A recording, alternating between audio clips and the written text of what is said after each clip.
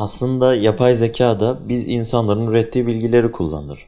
Dolayısıyla o bilgiler hatalı da olabilir ve yapay zeka yanlış bilgileri de kullanıp bizi yönlendirebilir. Hep söylüyorum, ruhsuz empati zarar verir.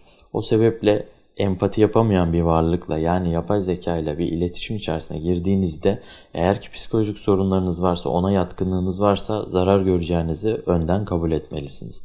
Yapay zekaya psikolojik açıdan güvenmemiz bizim için oldukça tehlikeli bir durum. Çünkü psikoterapi dediğimiz teknikler genel bir başlık altında incelendiğinde sadece teknikler ve bilgi kısmının dışında danışan, hasta ve uzman arasındaki ilişkiyi de temsil etmektedir. O sebeple psikoterapi dediğimiz şey sadece bilgi demek değildir. Bir ruhsal bağı da ifade etmektedir. Dolayısıyla yapay zeka ile bu tarz bir bağ kurmak imkansızdır. Çünkü yapay zeka adı üstünde yapay olduğu için bize doğal süreçlerde yaşadığımız o bağı temsil etme durumu pek mümkün değil açıkçası. O yüzden bazı kişiler kendilerini yapay zekaya teslim ettikleri zaman çok donuk, yapay ifadelerle karşılaştıkları için kendi doğal dünyalarına uygun olmayabiliyor.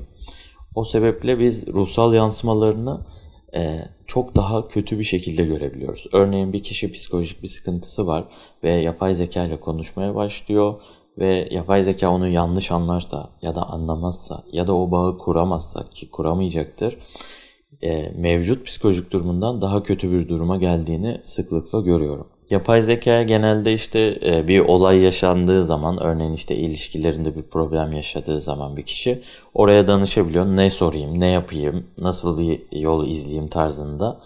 Bu tarz sorular çok masumane sorular. Aslında bir arkadaşımızdan isteyip sorabileceğimiz sorular olabiliyor. Burada yapay zeka mantıksal bir cevap da verebiliyor tabii ki. Ama bu bir noktadan sonra kişiyi artık gerçek ilişki kurmasını da zorlaştırıyor.